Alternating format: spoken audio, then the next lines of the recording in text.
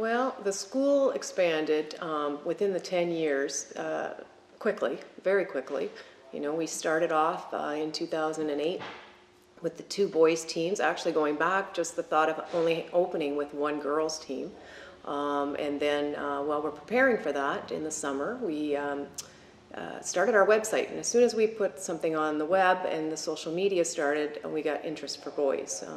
So went ahead and hired a boys coach and started looking at evolving both the girls and boys program. So that first year we brought in the one girls team and two boys teams. So that was a big jump from the initial thought of what we were doing here with OHA with the girls program.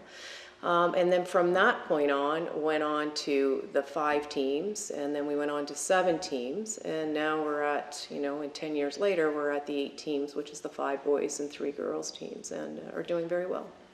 And the gorgeous Ontario Hockey Academy is here in Cornwall and has, as I was saying earlier, Gabby, about 150 players from all over the world playing on the 5 boys teams and the 3 women's teams, and just a great program. So congratulations playing junior hockey there. She's a center ice skater, and same thing for number 88, the slick puck-moving guy who played today for the Junior A Colts. He's a midget AAA, but it was a call-up. Joshua Barnes, or Josh, as we're going to call you, Josh, on our 3-star panel tonight. Thanks, both of you, for joining us. Tara. Well, actually, the Colts were kind of the reason that you fell in love with hockey. So what happened? You were 5 years old, you watched the Colts play, and you said to yourself, what? I used to figure skate, and I remember I came off my session after they were on, and I was like, wow, that's cool, I want to try that out. And so, do you remember, was the transition easy for you, going from figure skates to hockey skates? Well, the skates are different, so that was a little hard, getting used to stopping. But besides that, I caught on quick. You caught on quick, and you excelled, and as you were just telling us here, you actually went right from Pee-wee to midget, so you skipped to Bantam. Yeah. Right, so you were pretty incredible. When did you go to this school, OHA? I went in grade 8, so usually it's 9 to 12, but they took me right in when I was in grade 8. So. Okay, so how was that decision for you? You knew you really wanted to take hockey seriously? Yeah, I knew hockey was what I wanted to do, and it was a little nerve-wracking going to a school with a bunch of 9th graders to 12 and being an 8th grader, so, but I'm happy I did it, so. And just very quickly, you have developed a relationship. You're speaking with Harvard University. That's a place you're hoping to go and play? Yeah, I'm very excited about it. I've partnered with them. I'm going in 2020, so it's exciting. It's very exciting.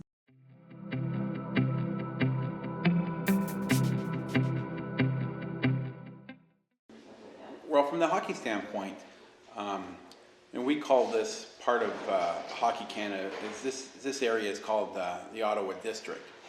The Ottawa District has been renowned to have many players go on to play either NCAA hockey, major junior, junior A, NHL. And Ontario is, being in the province of Ontario, is a main feeder to the NHL and to many other leagues, in not only in the country here, but around the world.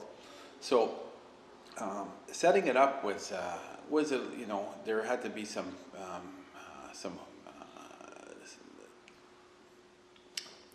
we had to go through some hoops here to get through what we needed to get through, but everybody again was very supportive. Right up to today, in Canada, there's only 3 residential hockey sanctioned academies with Hockey Canada, and we're one of them. So, and the other one is pretty well renowned out west, and we're pretty well renowned out east. So we're a little bit different in the sense that, especially unique in the sense that we're one of the very few schools or academies that is an accredited private school with the Ministry of Education of Ontario, but also with Hockey Canada. So setting it up was easy, and there's a lot of people from the U.S., from other provinces and other parts of the world that want to come in and play in Ontario. So that helped us with being part. Also with Hockey Canada, they have a really great program to mentor coaches. So the students that are coming here are getting not only great games and great competition, great practices, but they're getting mentored by great coaches that have been taught through the Hockey Canada system. Well, a little bit of both. We never really had the idea until our two oldest became involved in hockey and grew within the hockey community here in Cornwall. Then they had the opportunity to go to an environment like OHA, not too far away from here. And Gilles got the offer to coach them. So we sent those two with him, and I stayed back here and worked. And did that for a year and decided, why can't we bring this back to Canada? This whole idea for, the teenagers or the midget age kids, and see what we can evolve here. We had sort of the means of the building and the land. We just had to put it together. We knew that the demand, I think we came into the whole idea of an academic and hockey environment because we came in at the right time.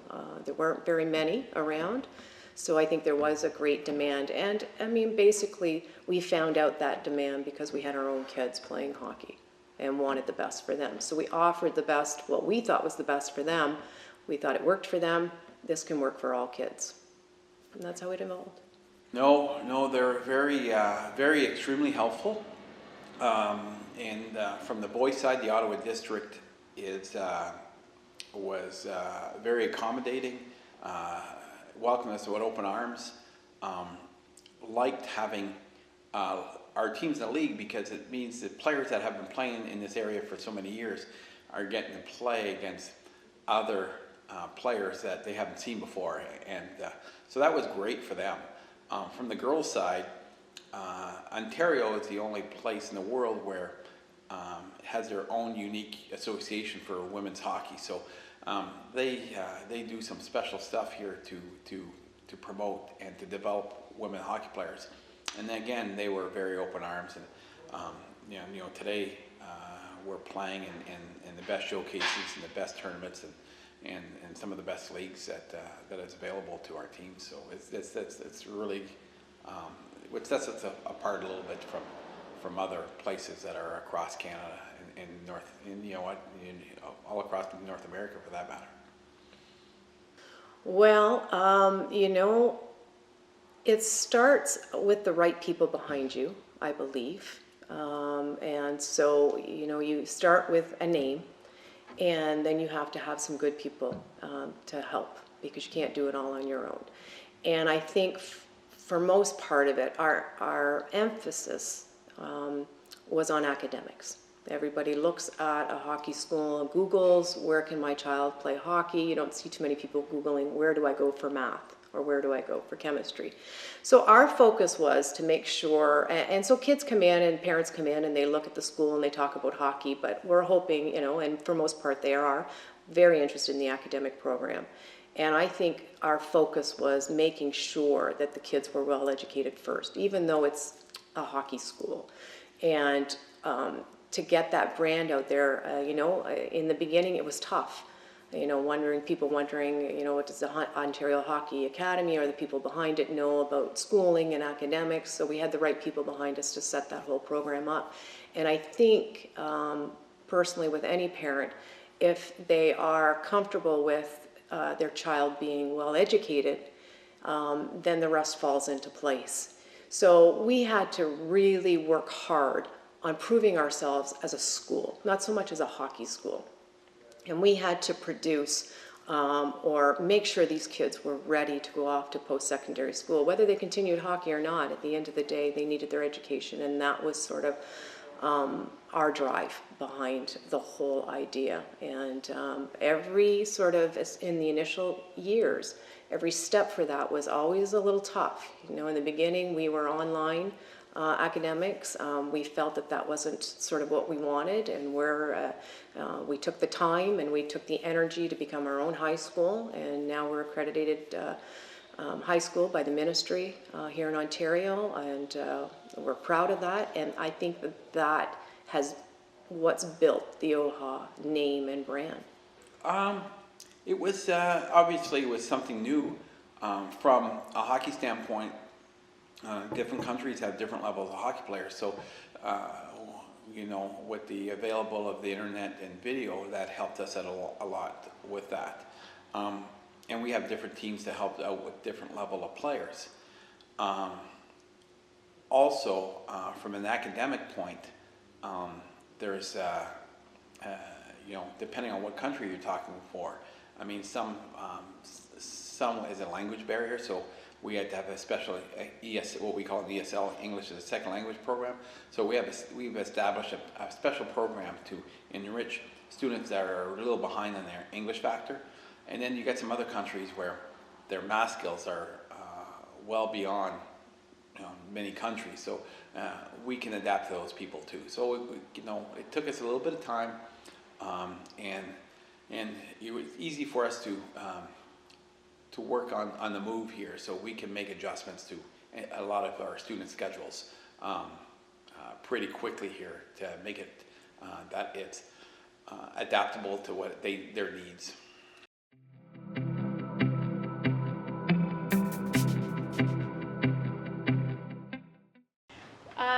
What made me want to be the fitness trainer at OHA was, I think, training here my whole life, and just loving it. Sometimes I'd be in here twice a day. I think experiencing training in high school and then in university, that I knew I could offer the same kind of thing to the students here. So just fitness and hockey have just been a huge impact in my life, so I just wanted to give back. I think there are a few things, especially from traditional minor hockey. One of the biggest things is how diverse the school is. Just this past year alone, we would have had kids from, I believe, 18 different countries. So an opportunity to create friendships for life and stuff like that. And at the end of the day, it's a whole life experience for them on top of just hockey. From different competitions, other prep schools, stuff like that, where we have a pretty good location. We're in a nice small town, safe town. The kids have the ability to, you know, kind of experience the city a little bit at the same time. But just the idea of having everything in one area, being able to go to school, go to the gym, be on the ice every day, I think that's a real nice component of the program. The things I liked most about starting playing at OHA was probably growing up, always wanted to play NCAA college hockey, and I feel like the schedule at OHA is it fits in really well for people who are on that development path that want to go from prep hockey to junior hockey to college hockey. I thought it was the perfect path for that. So I think that my favorite part about OHA was that your school and your hockey was integrated. So when I was at school home, it was really hard to focus on hockey when I was away and on the weekends for tournaments, because I had to worry about getting my school done on time to get back to school in the next week. The best thing about working or studying and being a hockey player at OHA was that they made sure that your school schedule revolved around your hockey schedule, so you never missed anything and you didn't have to stress about your school while you were away playing hockey. So you could really separate the two of them, but they were also so close together. So one of the biggest reasons I came to Canada instead of staying in the States for prep school was hockey year-round. In the States, you only play like 20 to 30 games for prep school, and you got to play 3 different sports. Here, I got to play hockey 60, 80 games for the season, hockey year-round. It was like half school, half hockey, which was fantastic. It wasn't a full day of school, and then get on the ice for an hour or two. It was nonstop working out on hockey. So how did we integrate the community with OHA? You know what? Again, in the beginning, that was a little tough. You know, nobody likes new things, or I shouldn't say that, but you know, sometimes things, you know, people look and wondering, where's this idea coming from? Is this really going to succeed? Cornwall's a small enough community. You know, everybody knows everybody here. Everybody tries to support one another. You're bringing in, at this point, we're 150 teenagers from all over the world. I mean, the first couple of years, I think it wasn't as receptive as what it is now. It's become very receptive. We helped the community with some fundraising. We always do our Agape drive at Halloween. That brings in, I think, if not the most, close to the most, canned goods for the community that are in need. We do other fundraising things, Terry Fox Run and other things, so that we can get the kids out in the community and show that we're here to help. I think we've tried, and I think we've done a good job of also promoting Cornwall and putting Cornwall on the map. I mean, we have all you kids from all over the world, and now we're getting huge pats on the back from the city of Cornwall, and they're happy to have all the kids here. They're proud of what the school has become over the years, and like anything else, it's a work in progress, and I just think that, to be honest with you, especially since the fire of 2016, I think we might not be here if it wasn't for the support of the city and the kids and the alumni, absolutely. Ooh, what did I do? Right after I played juniors with Hartford Junior Wolfpack in Connecticut in the U.S. I did that for a year, then I moved on to college at Southern New Hampshire University. And then afterwards, I went to graduate program at UMass Amherst in Massachusetts. And I just graduated actually in May, so I just got my master's in school counseling, and I'll be working in the field for the next 20 years or so. When I left OHA, I moved on to play varsity hockey, and I'm just finishing up going into my last year in a combined degree of education and kinesiology. So I think a lot of what I've moved on to do came from OHA. I got really interested in education from my teachers and also in just movement and sport from just being around it all the time. So after my 2 years at OHA, I ended up going to the States. I played for a team called Ogden Mustangs. I did 2 years there, and then I decided to come home. And I played my first 2 years in the Elite League with Dundee Stars, and I had a really good experience. I got a lot of ice time and kind of gave me the chance to develop. And then I was fortunate enough this year, I got to go to Cardiff and play for the Devils. And yeah, a bit unfortunate with an injury, but still nice to be a part of it and win a couple pro championships. I continued my education at St. Lawrence College here in Cornwall, and then I went on to Carleton University and played hockey at both St. Lawrence and Carleton.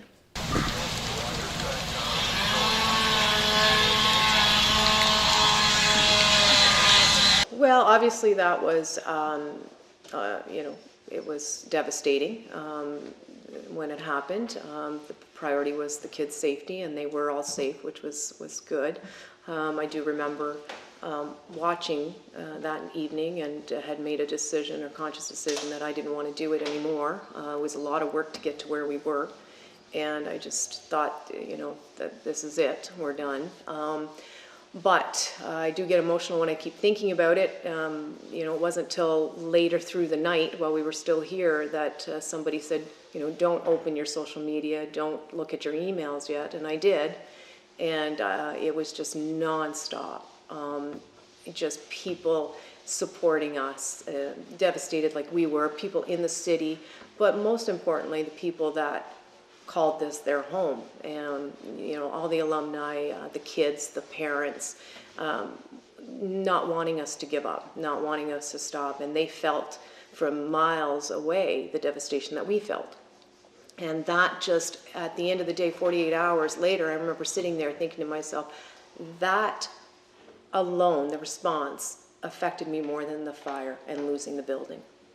And all that time I thought we had this little business in Cornwall and not too many people knew about us except the people that were here. And I was overwhelmed. We were a lot bigger than what I ever thought we were. And because of all that love and support, we made a decision that we weren't finished, that we were a little bit more than just a small hockey school here in Cornwall, Ontario. So, when you have a family that the family still stayed in touch with me throughout the course of the weeks because they knew I was, distraught about the whole thing. And when you have somebody going home that had lost things in the fire, and the first thing they say to their mother when they walk in the door is, "I'm just worried they're not going to open in September." And that's overwhelming for us, and it's touching. So, and so we just made that decision that we're going to work a little longer and continue and rebuild. And the rebuilding process hasn't been easy, but it's here now. We're extremely happy with it, and we're going to move forward. I would say my favorite memories of the school would probably be like the graduation weekend every year. So I guess it's not one specific memory, but the idea that at the end of May every year we have a fairly large class of guys and girls moving on, and I guess seeing the relationships they've created over their time at the school, and how they feel when they leave the place. It's significantly different when they first get here. You see a bunch of kids coming in for the first time, and they're nervous, they don't know really what they're getting into, and then when it comes time to leave, it seems like none of them want to go. So I guess for me, that's the nicest part, is seeing how much they grow over the years, and then at the same time how they leave as a group, and really miss everything that's going on. My favorite memories of my time at OHA was doing a lot of the traveling. So as a team, we were always traveling to places like Detroit and Minnesota, and that's like 10 to 24 hours away. So being with your team in that small little bus, keeping yourself busy, we just have so many memories there.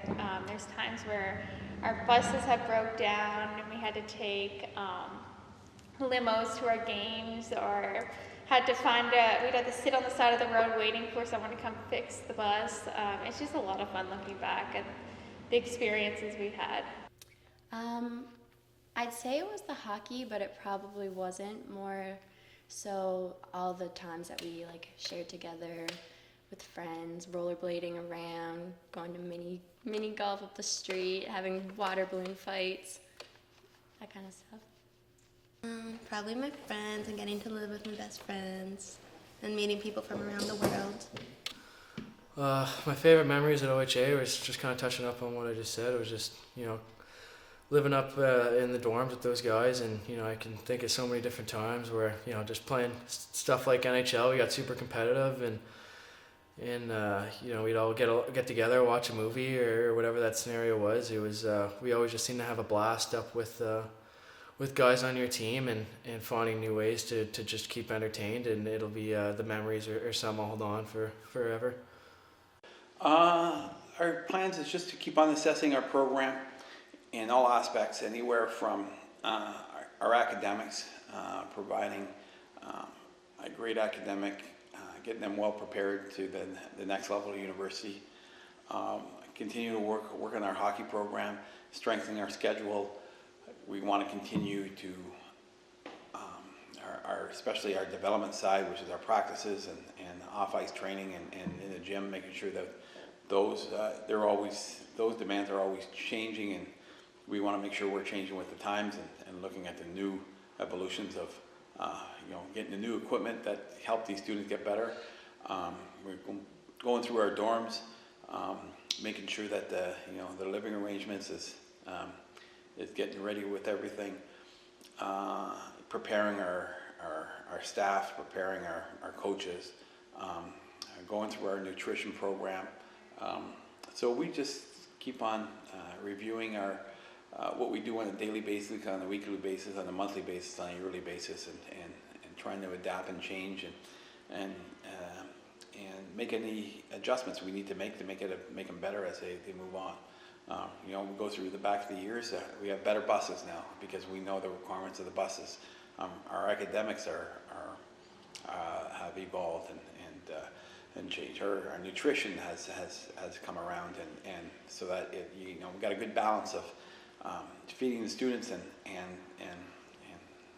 having it so that it's all tasty and good for them, and making sure they're living the arrangements that they're safe and with everything. So no, we won't. You won't see us adding any more teams. What we have is what we got, but adding to our program will always be something we're going to do here moving forward. Well, for myself, I hope to retire soon, but no, I'm just kidding. What's the future of OHA? You know what? It really is one day at a time for me. I think we just keep getting better, and which is just, it's a little overwhelming at times to think of where we were with just this small idea, what we had on a piece of paper for that first year, and those families that really believed in what we were going to produce those first couple of years is huge for what happened here, because we had nothing to show them but an old building. So they took a chance on us, and that's huge on where we are and why we're here. I think we're just continue to get better because we continue to provide the service that parents want, and we're very involved. So I think you know yourself, the owners are here day in and day out. It's not a 9-to-5 job, and it's not a 9-to-5 job for any of our staff. They're here 24/7 for the kids, so that is a huge component. So I think we continue to move forward. I don't think we'll ever get any bigger. The 150 is enough, and I enjoy that number. We're sort of busting at the seams, but doing well with it and managing it. You know, you don't want to get too big. People get too big, and things don't work out the way that they should or that you want them to. So I think if we're a happy family here, we continue to have the right people working alongside us, it can only get better. Looking back at my time at OHA over the 8 years I've been here, some of the proudest moments or achievements I think for me personally would be some of the kids that have come through the program and have been successful both in hockey and school. Going to some good schools, kind of finding their way, whether it be, like I said, with hockey programs or just in life, I guess. As a program, we've grown significantly over the last 8 years I've been here. We've added teams, we've added players, so we've grown significantly. And it's been nice to see, like I said, the kids move on, but at the same time, still seeing their connection to the school and, you know, coming back and that kind of stuff. It meant everything to me. You have friends for life. Like, the best friends come from OHA, and you have support around the world. So I think even the hockey isn't the most important part. It was just making those connections and meeting people who changed your life. I don't think my time at OHA can be compared to anything else I've experienced so far. I mean, I'll have memories here I'm going to remember the rest of my life, friendships that, you know, I'm going to cherish every single day, connections, just it's not, I can't really explain it. There's just things I learned here, things I went through here, being on my own, a different country, you know, being with people from all over the world. You're not going to get that anywhere else in one spot. I mean, maybe throughout your lifetime, but I got that in 1 year. So I feel like I got a lifetime worth of experience and friendships in 1 year, and it's just something I can't compare to anything else. It was everything. It was your friendships, it was your schooling, and it was, I'm going to get emotional thinking about it, but it was sad when it came to an end, but it was amazing to be able to make lifelong friends that you have all over the world. It meant growing up. You go away at such a young age and you don't really know anything. You're kind of naive and you just learn a lot. You learn how to live on your own, and you have Kim and Jill and you have your coaches and your teachers, but you really do grow as a person. You grow with your friends and you grow with your family, and it helps you a lot when you move on to university and move on with your life. So it just meant like being with my friends, being with my family, and really growing up and getting the chance to experience what it's like in the real world. Looking back, the time I had here at OHA I'm pretty thankful for the opportunity. I definitely miss it every day, and you get so close to that your family, and you know, one day the end of school, and most of them you never see again, and which definitely is the worst part of it all. But those memories I'm gonna have growing up at high school or something, I'm gonna miss the most. And if I could go back in time and live it again, I would. But for sure, it's something I'm gonna miss forever. I think it was a moment in my life for development. It was a good environment that really pressured you to work hard. And if you really put the work in, you definitely attain some good results. My time at OHA, apart from academically, getting my high school degree, being prepared for college, and the support I had for my hockey career, the biggest thing was probably my development as a person. Before I left home, I was quite a reserved person, kind of too scared. Was not overly confident, but after 2 years at OHA, I felt more confident and at ease with myself, a lot more outgoing, and it definitely prepared me for life after OHA and life after hockey as well. It really shaped me as a person. It opened me up to meeting new people from different places, and yeah, it made me who I am today. Looking back, my time at OHA meant to me just the great relationships I made. I mean, it prepared me well for university as well, but when I look back at it now, 8-10 years ago, I still have great relationships with people from all over the world. So I guess that would be it's very meaningful knowing that I have friends from everywhere. It meant a lot. I got to meet a lot of people, like I said, and it just made a lot of lifetime friends that I still get to see to this day. And that's about it. Again, I think that's a tough one. I think it was a lot, just a lot of friendships, a lot of growing up and maturing, but it gave me, I think, the best opportunity I had to kind of live my dream and get the opportunity I have now. And yeah, I think the most important thing was a lot of the friendships I managed to get out of it. You still speak to so many people, you know, every day or every here or there, and just on Facebook. And it's nice to know that you got all these friends all around the world, and no matter when it is or wherever it is, you know, you could speak to them anytime.